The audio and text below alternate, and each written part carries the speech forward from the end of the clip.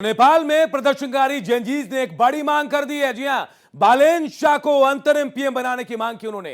प्रदर्शनकारियों ने पूर्व प्रधानमंत्री शेर बहादुर देवो के घर पर घुसकर उन पर हमला भी किया और मारपीट भी की। वहीं दूसरी ओर वित्त मंत्री विष्णु पौडेल को काठमांडू में उनके घर के बाहर प्रदर्शनकारियों ने दौड़ा दौड़ा कर पीटा है। आपको हम एक साथ अलग अलग तस्वीरें भी दिखाएंगे, जिनके जरिए हम आपको दिखा सकते हैं, बता सकते हैं कि नेपाल में जेनजीज कैसे आक्रोश में है, कैसे बालेन शाह को अंतरिम प्रधानमंत्री बनाने की मांग की जा रही है। बड़ी मांग ये कर दी जेनजीज ने। बालेन शाह काठमांडू के मेयर और रैपर हैं, काफी फेमस हैं नेपाल में, और ये बड़ी मांग उन लोगों ने की है। इसके अलावा कई मंत्रियों को दौड़ा दौड़ा कर पीटा है, तो घर में घुसकर शेर बहादुर देवा के साथ भी मारपीट की गई है। लेकिन ये तस्वीरें हम आपको दिखा रहे हैं। ओली जो है प्रधानमंत्री नेपाल के, उन्होंने इस्तीफा दे दिया। हालात इतने बिगड़े कि उनको इस्तीफा देना पड़ा। वहीं इसके बाद देखिए तख्ता पलट हो गया नेपाल में, जिसका जिक्र हम कल से कर रहे थे। तख्ता पलट हो गया।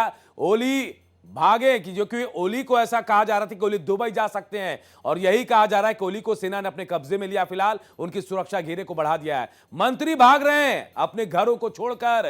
राष्ट्रपति के घर पर भी कब्जा हो गया है और अगजनी भी हो रही है। विरोध प्रदर्शन थमने का नाम नहीं ले रहा है। विद्रोह की आग में नेपाल पूरी तरह से झुलस रहा है, और ये तस्वीरें बयां कर रही है कि सरकार की बलि भी इस विद्रोह ने ले ली है। जेनजीज ने अपना विद्रोह इतना ज्यादा बढ़ा दिया कि कई मंत्रियों का इस्तीफा हुआ, मंत्रियों के घर पर तोड़फोड़ की गई, आगजनी की गई, और अब मांग ये की जा रही है कि जो मेयर हैं, जी हां, जो मेयर हैं काठमांडू के, जो रैपर हैं बालेन शाह, उनको अंतरिम प्रधानमंत्री बनाया जाए। पीएम आवास तक को फूंक दिया गया, संसद भवन तक को फूंक दिया गया, राष्ट्रपति के घर पर कब्जा कर लिया, कई मंत्रियों को दौड़ा दौड़ाकर सड़कों पर पीटा गया है। कल से जो विद्रोह की तस्वीरें सामने आ रही थी, उसके बाद देर रात सोशल मीडिया बैन से हटा भी लिया गया, ये बैन ऐप से, लेकिन उसके बावजूद विरोध थमने का नाम नहीं ले रहा था। और उसके बाद देखिए आज थक-हार कर केपी शर्मा ओली को, जो प्रधानमंत्री है पीएम को, उनको इस्तीफा देना पड़ा।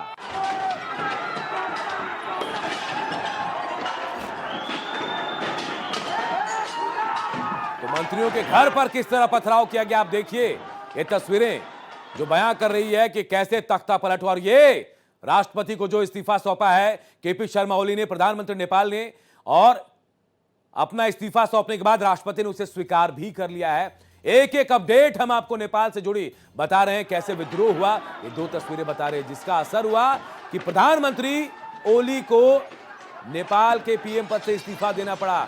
धुआं धुआं नेपाल हो गया है। संसद से लेकर प्रधानमंत्री आवास, राष्ट्रपति के घर, हर तरफ तोड़फोड़ की गई। संसद में धुआं धुआं, आप देखिए तस्वीरें, संसद परिसर कैसे धुआं धुआं हो गया, कब्जा कर लिया संसद परिसर में घुसकर। तो कई मंत्रियों के घर पर भी तोड़फोड़ की गई है, प्रधानमंत्री के घर पर भी तोड़फोड़ की गई है। ये तस्वीरें हम आपको दिखा रहे हैं, आप देखिए कैसे तोड़फोड़ की गई। और यह भी जानकारी मिल रही थी कि कृषि मंत्री के घर में घुसकर नोटों का बंडल निकालकर सड़कों पर उड़ाया भी गया है। ओली का इस्तीफा हो गया, लेकिन हिंसा आगजनी अब भी जारी है, क्योंकि बालेन शाह को अब अंतरिम प्रधानमंत्री बनाने की मांग जेनजीज कर रहे हैं। पहले सोशल मीडिया पर बैन लगाया नेपाल सरकार ने, उसे लेकर विरोध पर उतरे ये जेनजीज, जो युवा वर्ग है, जो जिन्हें डिजिटल नेटिव्स कहा जाता है, वो उनका विद्रोह नहीं थमा। कल 20 से ज्यादा लोगों की मौत हुई, और मौत के आक्रोश में, नाराजगी में आज दूसरे दिन भी जबरदस्त तरीके से विरोध प्रदर्शन शुरू हुआ। और उसकी बानगी हम आपको दिखा रहे हैं तस्वीरों के जरिए। नेपाल की सड़कों में, काठमांडू में यह विरोध शुरू हुआ, लेकिन उसके बाद धीरे धीरे करके पोखरा, विराटनगर, तमाम जगहों में, नेपाल के तमाम जगहों में विरोध शुरू हुआ, और आज सरकार की बलि चढ़ गई।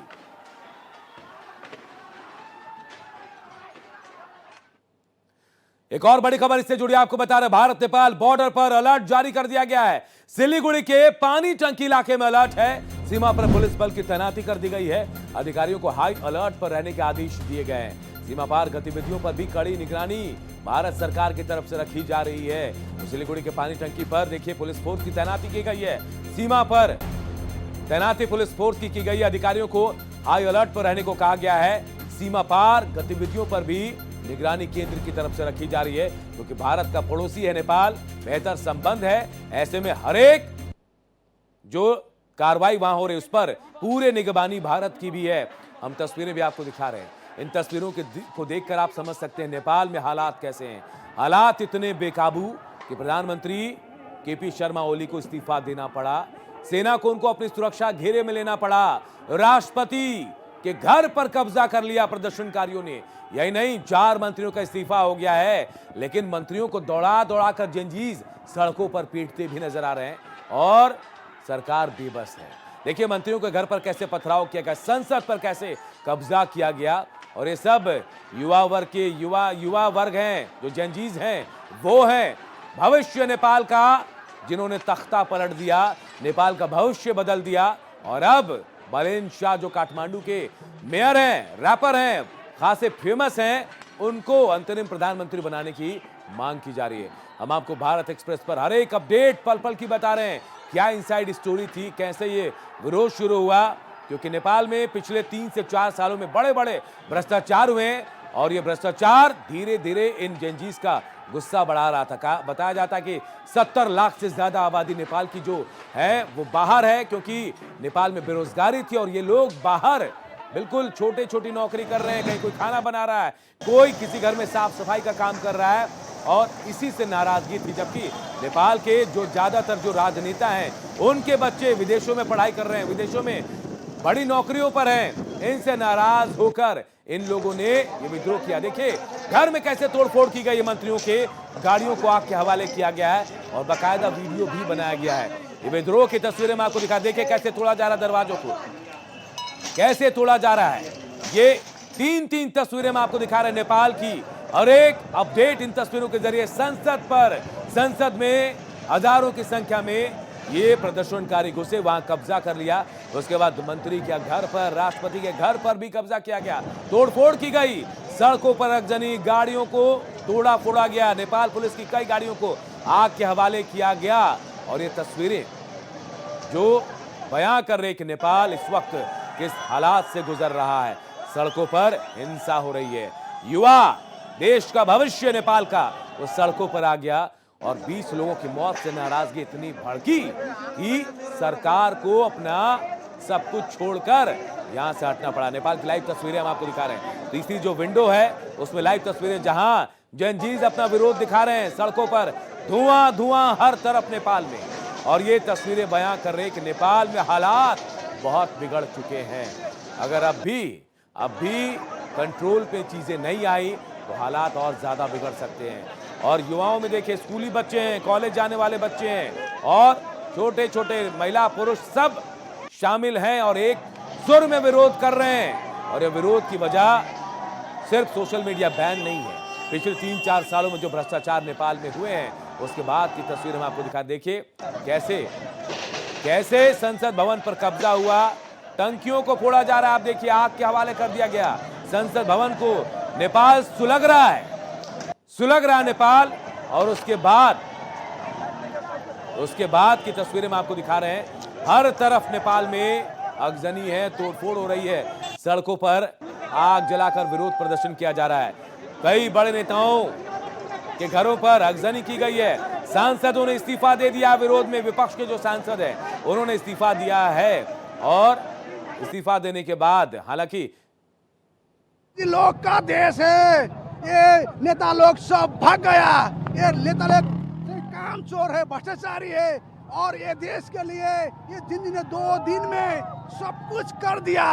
ये इस नेता सब ने हमारा 19 वर्ष खा दिया, और अब हम लोग का प्रधानमंत्री होना चाहिए, और अब हम ये पार्टी का नेता नहीं मानते हैं, हमारा जिंदगी से प्रधानमंत्री हमें चाहिए, और राष्ट्रपति हमारा उसी से चाहिए, और जौन मंत्री हमारा जिंदगी भाई लोग हमारा देश निर्माण करेगा, हमारा देश फेरी उठेगा, हमारा सिर फेरी वो माथी उठेगा, और हमारा सिर ये नेपाल का सिर है, संसार का लोग ने देखता है अब ये नेपाली क्या है, नेपाली बहादुर है, नेपाली शक्तिशाली है, नेपाली सब कुछ करना सकता है, ये गुलाम नहीं है, और का देश में करके काम नहीं करते हैं, यही देश में पसीना बगाता है, खून बगाता है, और जिंदगी के ये सब लोग के हम इस देश के निर्माण में आगे बढ़ता है। ये नेता के अब हम लोग सहभागी भी होने नहीं देंगे, ये लोग का पार्टी भी हम नहीं मानते हैं, हमारा देश का पार्टी जिंजी पार्टी होता है और उसमें हमारा भाई बहनी सब काम करता है और अब स्टूडेंट को कल मार दिया गया, आप लोग देखिए 21-22, अब नंबर कितना है पता नहीं, 500 से जितना है सब इंजर्ड हुआ है। अब ये स्टूडेंट को ऐसे तरीके से मारेंगे तो कौन सा देश चलेगा? ये सब बहुत क्रूरल देश जैसा हो गया, क्रूरल शासन हो गया है। ये तो ओली का शासन ऐसा नहीं चलता है, कोई देश में ऐसा नहीं चलता है। ये एशिया में ऐसा कम्युनिस्ट शासन आता है, इतना छोटे देश में तो कैसे चलेगा? ये कभी भी ऐसा नहीं चल रहा है। हम लोग का डेमोक्रेसी लाया, इतने आदमी मर मर के डेमोक्रेसी लाया, ये ऐसा डेमोक्रेसी किसको चाहिए? किसी को डेमोक्रेसी ऐसा नहीं चाहिए। आप लोग देख रहे हैं संसद भवन कितना जल रहा है, यहीं पर नेता लोग अपना भ्रष्टाचारी लोग आते हैं, बैठते हैं। अब क्या हो रहा है देखिए, आज सभी नेता लोग का घमंड तो टूट ही गया है ना, आप लोग भी देख रहे हैं। जैसे आप लोग देख रहे हैं, आज हमारे नेपाल में संसद भवन में पूरे जनता ने मिलके, जेनजी ने मिलके आज आग लगा दिया है। कल नेपाल पुलिस ने जितना ज्यादा किया है ना, कल कमती में 19 लोगों को, स्टूडेंट को नेपाल पुलिस ने गोली मारा, चुन चुन के गोली मारा। उसने गोली मारने का एक तरीका होता है ना, गोर में मार के उसे घायल कर देने का, पर वैसा नहीं किया उसने सीधा यहाँ पर मारा है, डायरेक्ट वो मर गया है। और ये सरकार ये जो हुआ है ना, ये इतना कुछ ये सोशल बैंडिंग के लेके नहीं हुआ है।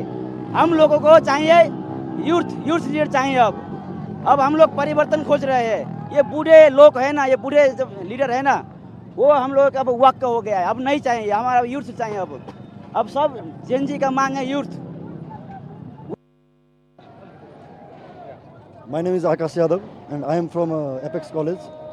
So you are a student. Yeah, I am a student. So how is this scenario here in the parliament after the Prime It's, Minister Oli has resigned? It's too much.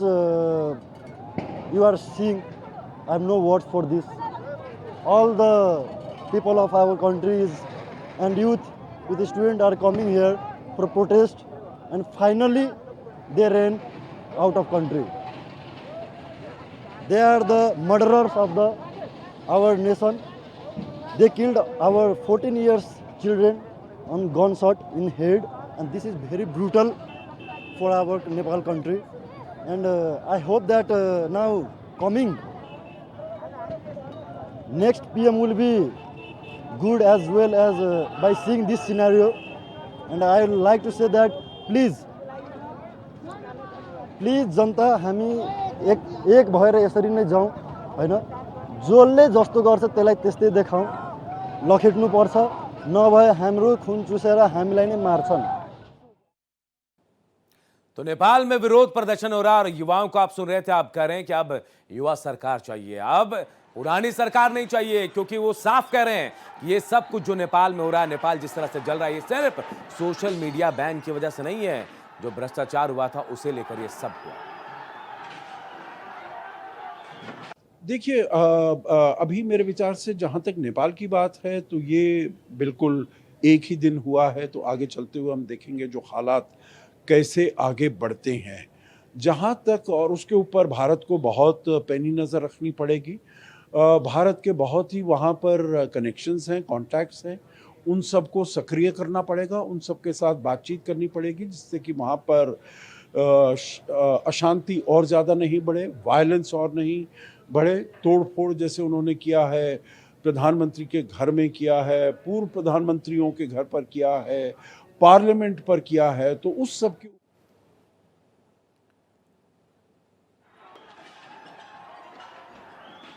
तो ये तस्वीरें हम आपको दिखा रहे हैं, नेपाल में क्या कुछ हो रहा है। इन तस्वीरों के जरिए आप समझ सकते हैं, युवा जो है वो अब अपनी सरकार की मांग कर रहे हैं। युवा नेता चाहिए, युवा प्रधानमंत्री चाहिए, और युवा जो है जेनजीज जो है वो ये भी कह रहे हैं ये सिर्फ सोशल मीडिया बैन की वजह से नहीं हुआ है। नेपाल आज जल रहा है, संसद आज जल रहा है, राष्ट्रपति भवन जल रहा है, प्रधानमंत्री का घर जल रहा है, नेताओं के मंत्रियों के घर जल रहे हैं, ये सिर्फ सोशल मीडिया बैन की वजह से नहीं हुआ। जो भ्रष्टाचार हुआ, जिस तरह से देश को खोखला करने का काम नेताओं ने किया, मंत्रियों ने किया, उसकी ये बानगी है, उसी का ये असर धीरे धीरे आक्रोश में बढ़ा और आज नेपाल जल उठा और सरकार जो है, सरकार को भी इस्तीफा देना पड़ा। केपी शर्मा ओली प्रधानमंत्री को झुकना पड़ा। और आदित्य इस खबर पर हमारे सहयोगी हमारे साथ जुड़े हुए हैं। आदित्य, नेपाल में जो कुछ हो रहा है सबको पता क्यों हो रहा है, लेकिन अब इसके पीछे का यह भी सच सामने आ रहा है कि सिर्फ सोशल मीडिया बैन ऐप इसकी वजह नहीं है। जो भ्रष्टाचार हुए उसके पीछे का यही सच है कि यही धीरे धीरे आक्रोश को बढ़ाता रहा। भारत सरकार ने भी अलर्ट मोड पर कर दिया अपने बॉर्डर्स को। क्या अपडेट आपके पास है? और देखिए, भारत सरकार ने जो एडवाइजरी जारी की है और उसने साफ सलाह दी हुई है कि किसी भी तरह के जब तक वहाँ पर आंदोलन चल रहे हैं कोई भी भारतीय नेपाल ना जाए तो बेहतर रहेगा और उसकी सुरक्षा वहाँ पर इस समय खतरे में है। इसके अलावा अगर हम बात करें अनूप, तो वहाँ पर अंतरिम सरकार बनाने की कवायद शुरू हो गई है। नेपाल के एक नेता रहे हैं, उनको 2024 में भ्रष्टाचार के मामले में जेल में भेजा गया था, जिनको जेल से रिहा कर दिया गया है। वो अलगाववादी जो छात्र हैं जो आंदोलन कर रहे हैं उनके साथ वार्ता करने को तैयार हो गए हैं और वो जेल से बाहर भी निकाल दिए गए हैं। जो काठमांडू के मेयर हैं, शाह करके उनका नाम है, मैं भूल रहा हूँ इस वक्त, बलेंसा, वो उसमें पहल कर रहे हैं। दोनों लोग मिलकर, हाँ बलेंसा जी, वो पहल कर रहे हैं। तो ये दोनों ही नेता जो जेल से बाहर निकले, रवि छामियाने करके उनका शायद नाम है, जो कि राष्ट्रीय प्रजातंत्र पार्टी वहाँ पर चलाते हैं, उनको पिछले 2024 में जेल में भेजा गया था। वो उन्होंने निजी मुचलके पर उनकी पत्नी ने छुड़ा लिया है। अब वो आंदोलनकारी छात्रों के साथ एक वार्ता करने जा रहे हैं। जो हमें सीन समझ में आ रहा है, कमोबेश बांग्लादेश वाला सीन नजर आ रहा है, जिसमें एक अंतरिम सरकार अब बनने जा रही है, जिसमें युवाओं को पूरा मौका मिलेगा, युवा आगे रहेंगे और उसमें से कोई एक पूरा अगुवाकार बनेगा जो नेपाल को संभालने का काम करेगा। बिल्कुल आदित्य, क्योंकि वहां कवायद तेज हो गई है, विरोध तो हो रहा है, लेकिन युवा अपना नेता चाहते हैं। तो नेपाल में जंजीज के विद्रोह ने सरकार को भी झुका दिया और केपी शर्मा ओली जो प्रधानमंत्री थे उनको भी इस्तीफा देना पड़ा। अभी भी वहां जमकर बवाल हो रहा है और नए सरकार बनाने की कवायद भी तेज हो रही है। भारत के पूर्व राजदूत और अंतर्राष्ट्रीय सहयोग परिषद के उपाध्यक्ष सुशील सिंघल ने इसे लेकर क्या कहा, सुनाते हैं आपको। नेपाल में इस वक्त बहुत ही ज़्यादा स्थिति खराब है। अभी जैसे खबर आई है कि प्राइम मिनिस्टर ओली ने भी रिज़ाइन कर दिया है, उनके मंत्रियों ने भी, कई मंत्रियों ने पहले रिज़ाइन किया था। और जो इस वक्त आक्रोश है, जन आक्रोश है सरकार के खिलाफ, सरकारी तंत्र के खिलाफ, वो बहुत ज़्यादा इस वक्त भड़का हुआ है। ये खबरें आ रही हैं इवन सुप्रीम कोर्ट, जिसने कि परमिशन दी थी, अप्रूवल दिया था कि 26 जो डिजिटल मीडिया है उनको बैन लगाने के लिए अप्रूवल दिया था उन्होंने, उसको भी उन्होंने कहा कि उनके ऊपर भी हमला कर दिया है और शायद वहाँ आगजनी की घटना हुई है। ये जन आक्रोश जो है, जो पिछले 2 दिन में हमने देखा कि ये जेन जी में लीड किया इसको, जिसमें 15 साल के स्कूल के बच्चे वो शामिल थे।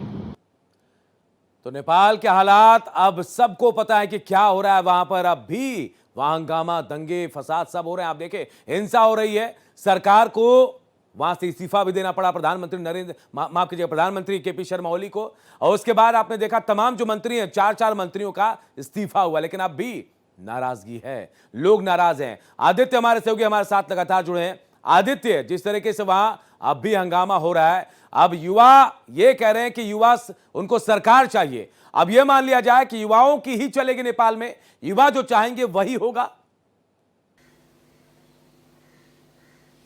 देखिए, युवा जो अभी चाह रहे हैं वो तो हो ही रहा है। और क्योंकि पिछले 2 दिनों में जो घटनाक्रम हुए, 24 घंटे की अगर हम बात करें, 48 घंटे की, तो उसमें प्रधानमंत्री को एक तरह से देश छोड़ना पड़ा। वहाँ के जो मंत्री हैं, सत्तारूढ़ पार्टी के जो लोग हैं, जो सहयोगी पार्टी नेपाली कांग्रेस है, उनको निशाना बनाया गया। नेपाली कांग्रेस के मुख्यालय पर हमला बोल दिया गया।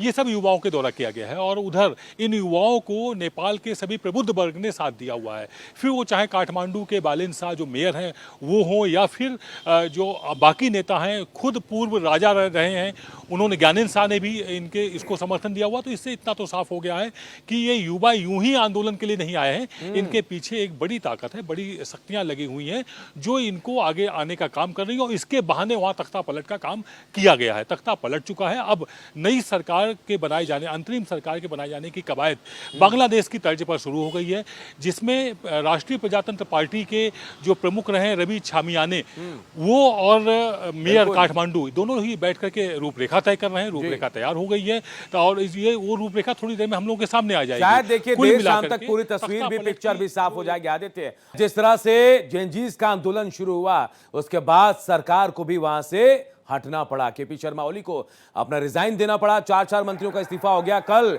देर रात गृह मंत्री का इस्तीफा हो गया था। उसके बाद सोशल मीडिया ऐप जिस पर बैन लगाया गया था वो बैन भी हटाया गया, लेकिन अब भी विरोध थमा नहीं है। हम आपको तस्वीरें भी दिखा रहे हैं। मंत्रियों के घरों पर, प्रधानमंत्री के घर पर, संसद भवन पर, हर जगह जेनजीज का कब्जा, तोड़फोड़ की गई है, आगजनी की गई है और सरकार के जो मंत्री हैं उनको भागना पड़ा, दौड़ा दौड़ा कर मंत्रियों को पीटा भी गया है। हमारे सहयोगी आदित्य लगातार हमारे साथ जुड़े हैं, अपडेट भी दे रहे हैं। आदित्य, देर शाम तक हम उम्मीद करें कि शायद कोई नाम तय हो जाएगा अंतरिम सरकार को लेकर। जी हाँ, बिल्कुल उसी की तैयारियां चल रही हैं नेपाल में। और नेपाल में जिस तरह से आंदोलनकारियों ने संसद भवन में, राष्ट्रपति भवन में, सुप्रीम कोर्ट में और एक उनका सिंह दरबार जहां पर सारे मंत्री बैठते हैं उस भवन, यानी कि जहां से पूरा नेपाल चलता है, इन सभी 3 से 4 प्रमुख भवनों पे कब्जा कर रखा है। उसके बाद जिस अंदाज में जेल में बंद रवि लामिछाने को छोड़ा गया है, जो कि राष्ट्रीय प्रजातंत्र पार्टी वहाँ चलाते हैं, 18 अक्टूबर 2024 को उनको भ्रष्टाचार के मामले में 420 के मामले में जेल में भर्ती किया गया था और उनको सिर्फ एक सिंपल सी जमानत में बाहर निकाल दिया गया। तो ऐसा लग रहा है कि नई सरकार का चेहरा वही होंगे और जो काठमांडू के बालेन शाह हैं वो उसमें एक बड़ी भूमिका निभा रहे हैं। देर शाम या देर रात तक ये सारा स्वरूप तैयार होता दिखाई दे रहा है और ये जो आंदोलन हुआ है इसके पीछे की जो कहानी है वो भी कुछ कुछ समझ में आना शुरू हो चुकी है। अनूप जी। बिल्कुल आदित्य, क्योंकि ये सिर्फ सोशल मीडिया पर बैन को लेकर नहीं था ये आंदोलन, क्योंकि अब जेनजीज खुद आ रहे हैं कैमरे के सामने और बता रहे हैं कितने नाराज थे। 70 लाख की आबादी बताई जा रही है जो नेपाल से बाहर हैं। वो लोग जो काम करते हैं, बहुत छोटे छोटे काम, कहीं कोई खाना बना रहा है, कोई हेल्पर है कहीं पर घर पर, उनके लिए बहुत परेशानी थी क्योंकि रोजगार नहीं मिल रहा था। और जो नेपाल के जो मंत्री नेता जो थे उनके बच्चे विदेशों में पढ़ाई कर रहे थे, लग्जरी लाइफ जी रहे थे। शायद कहानी वहीं से शुरू हुई जहां अब सरकार की बलि चढ़ी है। और देखिए अनूप, अगर थोड़ा सा पीछे जाएं, हम अगर 17 साल पीछे जाएं, जो वहाँ पर जब राजशाही खत्म की गई थी, लोकतंत्र को लाने की बड़ा कवायद शुरू की गई थी, तब भी कुछ इसी तरह का माहौल बनाया गया था कि यहाँ पर तानाशाही है, आम जनता की सुनी नहीं जा रही है। लेकिन जब 17 सालों में 15 सरकारें बदली गई, यानी कि सरकार जो भी प्रधानमंत्री बना वो अपना कार्यकाल पूरा कर पाएगा, इस पर हमेशा संशय रहा है। तो ऐसे में वहाँ पर भ्रष्टाचार अपने शीर्ष पर पहुँचा, वहाँ बेरोजगारी अपने टॉप पर पहुँची और वहाँ पलायन भी अब तक के सारे रिकॉर्ड तोड़ चुका है। उसके बाद जो भी कवायद हुई, तय बात है कि लोकतंत्र नेपाल में पूरी तरह से फेल हो चुका था। ये बात वहाँ की जनता को समझ में आ गई थी। कहीं ना कहीं उनके इमोशंस का एक फ़ायदा उठाया गया है और एक ही बड़ा आंदोलन खड़ा किया गया और उसके बाद तख्ता पलट की जो स्क्रिप्ट लिखी गई थी वो अब जाकर के सफल होती दिखाई दे रही है। जी अनूप। आदित्य, जेनजीज की ताकत भी दुनिया देख चुकी है। इस आंदोलन ने भी बता दिया, चाहे आप थाईलैंड की बात कर लें या फिर जिस तरह से श्रीलंका को देखा आपने, बांग्लादेश को देखा और अब नेपाल, जिस तरह से यहां सरकारों को गिराने में इनका अहम रोल रहा है। अब ये समझ में आ रहा है कि देश का भविष्य कैसे सत्ता पलट सकता है। कहीं ना कहीं ये आप समझ सकते हैं कि उन देशों में जहां लोकतंत्र, उनके लिए भी खतरे की घंटी है ये। देखिए, लोकतंत्र में एक खूबी भी है तो कुछ उसमें खामियां भी रहती हैं। तो खूबी ये रहती है कि कोई भी अपनी बात कह सकता है, आंदोलन कर सकता है, इसकी उसे छूट रहती है। शायद इसी के तहत नेपाल में आंदोलन शुरू हुआ था, लेकिन वो जब 20 से 22 जो संख्या अब मेरे सामने आई हुई है, मृतकों की संख्या 22 हो चुकी है, यानी कि कुछ घायलों का जिनका इलाज चल रहा था उनमें और बढ़ोतरी होगी। जो 19 संख्या थी वो 20 हुई, 20 से 22 हो गई। जब ये गोली कांड हो गया, गोलियां चल गई, उसके बाद जो स्थितियां हुई वो कंट्रोल के बाहर हो गई। शायद ओली सरकार समझ रही थी किसी तरह से हम सख्ती करके, लाठियां पटक कर, कुछ फायरिंग करके लोगों को डरा ले जाएंगे, लेकिन इस जगह पर युवा ताकत जीतती हुई नजर आई और जीत भी गई पूरी तरह से। और जो तानाशाह सरकार थी उसको सरेंडर होना पड़ गया। और उसके बाद अब वहाँ पर जो कोशिशें हो रही है, युवाओं की सुनने की बात हो रही है, युवाओं से बात करने की बात हो रही है, क्योंकि युवा किसी भी सूरत में जो वहाँ वर्तमान सरकार थी, निवर्तमान सरकार थी, उससे बात करने को राजी ही नहीं थे। तो ऐसे में तय बात है कि युवा उग्र रूप लिए हुए हैं, प्रदर्शन कर रहे हैं। उनके साथ अगर फायरिंग की गई निहत्थे होने पर तो तय बात है उनका गुस्सा भी लाजमी है। उनके घर के लोग निकल आए, महिलाएं निकल आई, बच्चे निकल आए, 15 साल के बच्चियां निकल आई। तो ऐसे में जो वो स्वरूप दिखने को मिला नेपाल की राजनीति में, नेपाल की धरती में, ये दृश्य कभी किसी ने नहीं देखा था। इतना भयावह दृश्य कभी नहीं देखा गया था। अब उसको किसी तरह से बीच का रास्ता निकालने की कोशिश की जा रही है। किसी तरह से एक फिर से देश वहाँ का युवा अंगड़ाई ले, मुख्य धारा में लौटे, इसकी कवायद शुरू हो गई है। एक अंतरिम सरकार सरकार बन जाएगी, ऐसी उम्मीद लगाई जा रही है। आज रात से लेकर कल तक पूरी रूपरेखा तैयार हो जाएगी, ये आंदोलन भी शांत हो जाएगा, ये भी उम्मीद लगाई जा रही है। जी अनूप। आदित्य, आप जिस तरह से बता रहे हैं अंतरिम सरकार को लेकर कि देर रात तक हो सकता है कुछ तय हो जाए, क्या ये मान लें कि इस अंतरिम सरकार में जो भी मंत्री होंगे सब युवा होंगे, वैसे लोग होंगे जिनको जेनजीज पसंद करते हैं? और देखिए, इन युवाओं के पीछे जो है वो बुजुर्ग ही हैं, वो अनुभवी लोग ही हैं। बुजुर्ग से मेरा मतलब है वो अनुभवी लोग ही हैं। फिर वो चाहे पूर्व राजा हों, उन्होंने भी आंदोलनकारियों को साथ देने की, उनके साथ अपनी सिंपैथी जगाई। फिर चाहे वो मेयर हों काठमांडू के, उन्होंने भी खुलकर इनके साथ बोले कि हम आंदोलन में नहीं आ सकते हैं, लेकिन हम युवाओं के साथ हैं। इसके अलावा वहाँ के बुद्धिजीवी, वहाँ के एक्टर जो है मनीषा कोइराला ने भी एक अपना सोशल मीडिया एक हैंडल पर किया हुआ था, ट्वीट किया हुआ था। तो इससे ये इतना तो साफ हो गया था कि पूरी सिंपैथी, पूरे लोग, नेपाल के लोग, नेपाल के स्थापित लोग जिनको जनता मानती है, वो सभी इन आंदोलनकारियों के साथ थे। शायद तभी इतनी ताकत इनको मिल पाई, और शायद तभी जो सरकार थी जिसने 20 लोगों की जानें ले ली फायरिंग करके, वो सरेंडर हुई, क्योंकि पूरा नेपाल एक साथ खड़ा हो गया। वो उठ खड़ा हुआ और किसी भी तरह झुकने को तैयार नहीं हुआ। कल फायरिंग की गई, उसके बाद आज देखते ही गोली मारने के आदेश दिए गए थे, कर्फ्यू लगा दिए गए थे, लेकिन इन सबको युवाओं ने बिल्कुल नहीं माना। उन्होंने 20 मरे हैं, हम 200 मर जाएंगे, लेकिन हम इस आंदोलन को खत्म नहीं करेंगे। उसके बाद सरकार को झुकना पड़ा। ओली जो कि शाम 6 बजे बैठक करने वाले थे, उनको ये घोषणा के कुछ ही देर बाद देश छोड़ने की कहीं ना कहीं एक ऐसी स्थितियां बन गई, ऐसी परिस्थितियां बन गई कि उनको सुरक्षित निकालने की कोशिश की। कई मंत्रियों को सुरक्षित निकाला गया। उसके बाद भी वित्त मंत्री को दौड़ा दौड़ा के मारा गया। पूर्व प्रधानमंत्री देउवा को भी प्रदर्शनकारियों ने मारपीट कर घायल कर दिया। ये जो हालात थे वो सत्ताधारियों पे, लोकतंत्र के जो अगुवाकार थे, उनकी फेल्यूर का कहीं ना कहीं गुस्सा था कि इतनी बेरोजगारी, इतना भ्रष्टाचार और इतना पलायन, ये शायद राजतंत्र में नहीं था। जब वो हिंदू राष्ट्र था, वहाँ पे राजा का शासन था, तब इतनी ज़्यादा लोगों को परेशानियां नहीं थी, इतना भ्रष्टाचार नहीं था। शायद वो जो तुलनात्मक चीज़ें युवाओं के ने सोचा और वो जो आंकड़े सामने निकाल के रखे गए, उसके बाद ये गुस्सा इतना फूटा कि वो सड़कों पर आ गया और एक बहुत बड़ा आंदोलन हो गया, जिसकी चर्चा पूरे विश्व में हो रही है। जी अनूप। आदित्य, बलेन शाह का जिक्र कर रहे हैं, देखिए हम अपडेट भी चला रहे हैं कि बलेन शाह को अंतरिम पीएम बनाने की मांग जेनजीज कर रहे हैं। मैं एक चीज तो साफ है कि इस आंदोलन का नेतृत्व कोई भी नेता नहीं कर रहा था, चाहे विपक्ष का हो, चाहे कोई भी हो। जो बात आप भी बता रहे थे, नेतृत्व युवा कर रहे थे जो हर तरफ थे, लेकिन ये आंदोलन कहीं ना कहीं देन बलेन शाह की थी। बताया जा रहा है कि उन्होंने सोशल मीडिया में एक पोस्ट कुछ दिन पहले डाला था और कल की तारीख में एक जगह पर इकट्ठा होकर विरोध करने की बात कही थी। वो नहीं गए, लेकिन वो विरोध हिंसा में तब्दील हुआ। यानी इस आंदोलन के पीछे बलेन शाह का नाम सामने आ रहा है। अब बिल्कुल देखिए, बलेन शाह ने जिस तरह से बयान कल दिया और उससे पहले दिया, जिस तरह से उनका सरकार के साथ में टकराव था, आज सुबह ओली सरकार ने उनको नज़रबंद भी कर दिया था। इससे इतना तो साफ था कि बलेन शाह पीछे से पूरी ताकत, पूरी हवा इस आंदोलन को दे रहे हैं। हामी नेपाल के नाम से जो संगठन जिसने ये पूरे आंदोलन को खड़ा किया हुआ था, उसका वो समर्थन कर रहे थे, उसका हर ढंग से समर्थन कर रहे थे। यानी कि उसको जो चर्चा है वहाँ पर, उसमें आर्थिक रूप से भी मदद की गई थी और किसी भी तरह की ज़रूरत होने पर उनको इस तरह की मदद पहुंचाई गई थी। खुल के बलेन शाह का जो बयान आया, वो भी कहीं ना कहीं इस बात को प्रमाणित करता है कि बलेन शाह इन आंदोलनकारियों के पीछे थे। जब उनके पीछे थे तो तय बात है उनके चाहते हैं, और जिस तरह से घटनाक्रम पूरा हुआ, उन्होंने खुलकर बयान दिए, उससे इतना भी साफ हो गया कि वो उन आंदोलनकारियों के एक लोकप्रिय नेता के रूप में उभर करके अब सामने आए हुए हैं। चूंकि इन आंदोलनकारियों का अपना कोई नेता नहीं है, अपनी कोई इनकी कोई ऐसा कोई निश्चित शेड्यूल नहीं कि नहीं ये इनको यही टारगेट में चाहिए। उन्होंने तो शुरू में कहा कि नहीं, हमें ये सोशल मीडिया पे जो बैन लगा है वो छोड़ा जाए। जब वो खत्म किया गया, उनका नहीं, अब मुझे ओली बर्दाश्त नहीं है, ये इस्तीफा दे। जब उन्होंने इस्तीफा दिया तो नहीं, देश छोड़ के भागे। तो वो सीरियल वाइज अपने जो है, उनको ऐसा लग रहा है कि कहीं से कुछ गाइड किया जा रहा था, उस हिसाब से आंदोलनकारी अपने बयान दे रहे थे, उस हिसाब से आंदोलनकारी अपने स्टेप्स को आगे बढ़ा रहे थे और झुकने को किसी भी सूरत में तैयार नहीं हुए। वो भी तब जबकि गोलियां चलाई जा रही थी।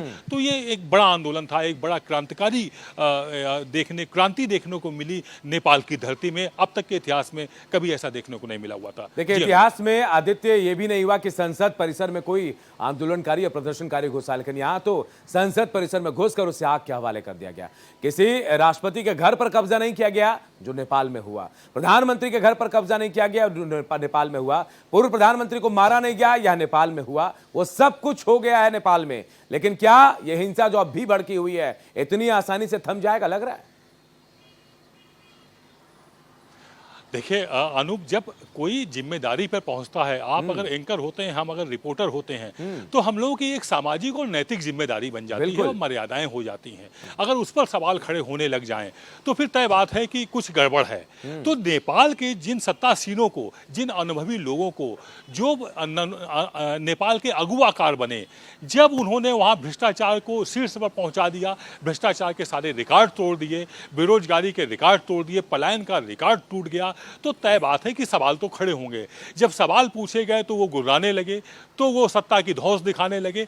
तो लोकतंत्र में सत्ता की धौंस नहीं चलती है, लोकतंत्र में बातचीत का रास्ता चलता है। अगर ये आंदोलनकारियों से पहले बात कर ली गई होती तो शायद आज नेपाल में ये स्वरूप ना होता, ये सब कुछ देखने को नहीं मिलता। लेकिन जैसा कि भारत एक्सप्रेस ने कल भी अपने दर्शकों को बताया था कि ओली सरकार को इनपुट मिला हुआ था कि सोशल मीडिया के माध्यम से बड़ा आंदोलन खड़ा हो सकता है। जिस तरह से बांग्लादेश में तख्ता पलट हुआ सोशल मीडिया के माध्यम से, उसी तरह का नेपाल में भी हो सकता है। तो आनन फानन में 28 अगस्त को उन्होंने सोशल मीडिया साइट्स को 7 दिन का समय दिया, उसके बाद उन्होंने 3 तारीख को उनको बैन कर दिया। जबकि ओली सरकार जानती थी कि इस तरह की सोशल मीडिया साइट छोटे देशों में किसी तरह की उतनी कड़ी शर्तें नहीं मानते हैं। भारत जैसे देश तो मनवा लेते हैं शर्तें, लेकिन छोटे देश अगर पूरे विश्व भर में मनवाएंगे तो फिर सोशल मीडिया साइट्स नहीं चल पाएंगी। ये जानते हुए भी इन्होंने इस तरह के नियम थोपे, सुप्रीम कोर्ट ने उस पर मोहर लगाई। तो जो लोगों का गुस्सा था वो सिर्फ ना सरकार पर था, बल्कि सरकार के लिए यस मैन बनने वाली सुप्रीम कोर्ट पर भी गुस्सा फूटा। और सुप्रीम कोर्ट में भी तोड़फोड़ हुई, राष्ट्रपति भवन में भी हुई, फिर कुछ अछूता नहीं रह गया। जितने जिम्मेदार थे उन सारे जिम्मेदारों को पर कहर टूट पड़ा इन प्रदर्शनकारियों का। और वो गुस्सा कहीं हद तक जायज़ भी था। अगर गोली ना चलाई जाती, उसके बाद अगर आगजनी होती, उसके बाद हिंसा होती, तो वो बात ये आंदोलनकारी गलत कहे जाते। लेकिन अगर गोलियां चलाई गई हैं निहत्तों पर, तो फिर तय बात है ओली सरकार जिम्मेदार कुछ भी बोलने लायक नहीं बचे, तो मुंह दिखाने लायक नहीं बचे। आदित्य, आप बता रहे हैं कि इनपुट था ओली सरकार को कि शायद सोशल मीडिया ऐप के जरिए उनके तख्ता पलट की कोशिश की जाएगी, लेकिन क्या ओली फेल हो गए? ये नहीं पता कर पाए कि भाई जो जेनजीज हैं, जो ऐसे नेता हैं जो इनके खिलाफ आंदोलन की तैयारी कर रहे हैं, वो कितना भड़क सकते हैं? क्या यहां उनका इंटेलिजेंस फेल हो गया? जो आज तस्वीरें दिख रही है, ये फेल्योर का नतीजा है।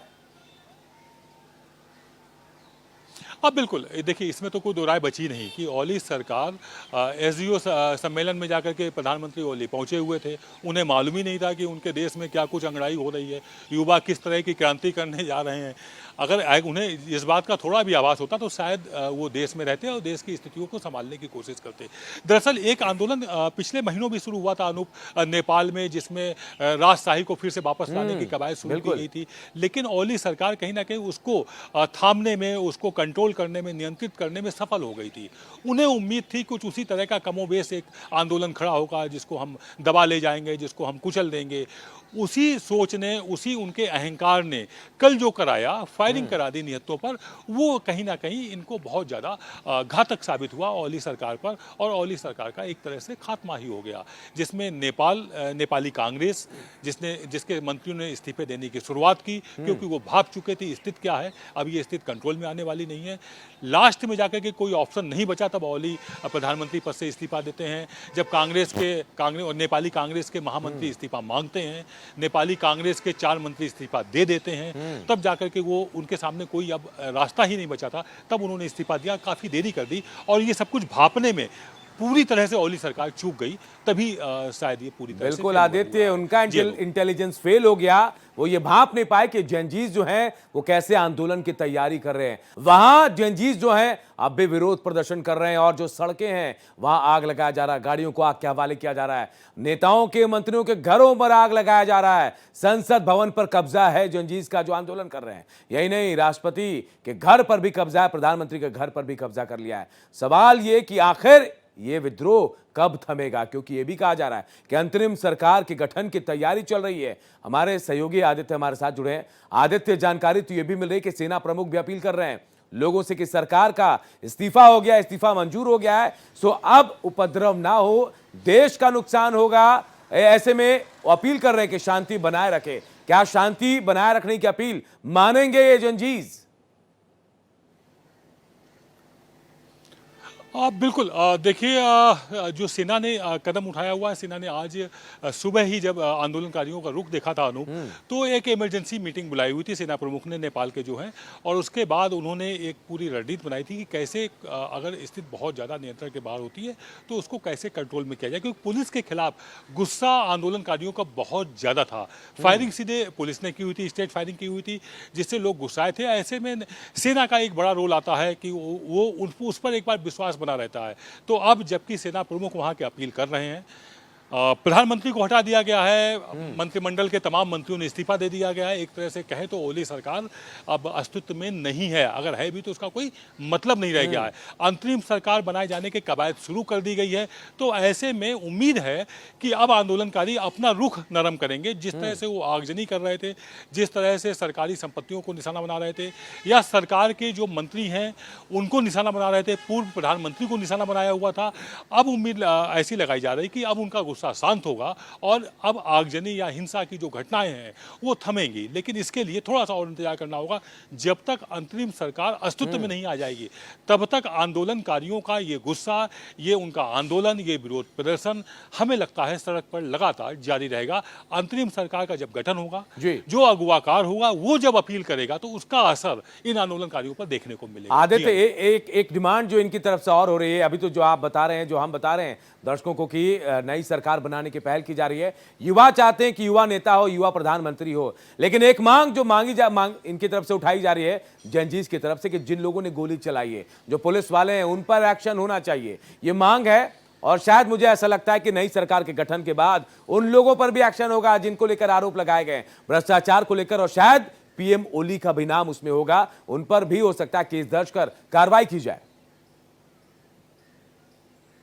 अब बिल्कुल देखिए, इसमें कोई दो राय नहीं। जब अंतरिम सरकार बनेगी तो जो युवा ताकत है, जो अभी पूरी तरह से आंदोलन कर रहे हैं, जो उनकी डिमांड है, और उसमें से कुछ डिमांड तो उनकी बिल्कुल लाजमी है, वाजिब है कि अगर किसी ने निहत्तों पर गोली चलाई है तो उनको तो सलाखों के पीछे होना ही चाहिए। ये बात मानने को ओली भी तैयार हो गए थे, लेकिन ओली पर कहीं ना कहीं भरोसा नहीं था। जो उनकी जो निवर्तमान सरकार थी उस पर आंदोलनकारियों को विश्वास नहीं था, इसलिए उन पर वो भरोसा नहीं कर सकते थे। लेकिन अब जबकि अंतरिम सरकार गठित होगी, उनकी जो भी मांगे हैं वो मानी जाएंगी, और उसमें से ये बिल्कुल लाजमी सी मांग है कि निहत्तों पर जिन जिम्मेदारों ने गोलियां चलाई थी उन पर एक्शन हो। इसके अलावा भ्रष्टाचार में जिनके ऊपर भी आरोप लगे हैं उन पर भी एक्शन हो। तो तय बात है, सत्तारूढ़ के जो भी सत्ताधारी पार्टी के जो भी लोग होंगे, उसमें नेपाली कांग्रेस के भी तमाम मंत्री होंगे, उसमें ओली की पार्टी के भी तमाम मंत्री होंगे, खुद ओली का भी नाम आ सकता है, क्योंकि सबसे ज्यादा गुस्सा ओली के खिलाफ ही है। तो ऐसे में जो भी सत्ताधारी रहे, तय बात है उनमें से कुछ चेहरे जेल के पीछे, सलाखों के पीछे दिखाई। बिल्कुल आदित्य, हम थोड़ा इंतजार करते हैं जब ये आंदोलन थोड़ा शांत होगा, अंतरिम सरकार का गठन होगा, उसके बाद भी हम अपडेट तमाम लेते रहेंगे। फिलहाल बहुत बहुत शुक्रिया आदित्य, इस तमाम बातचीत के लिए, तमाम चर्चा के लिए।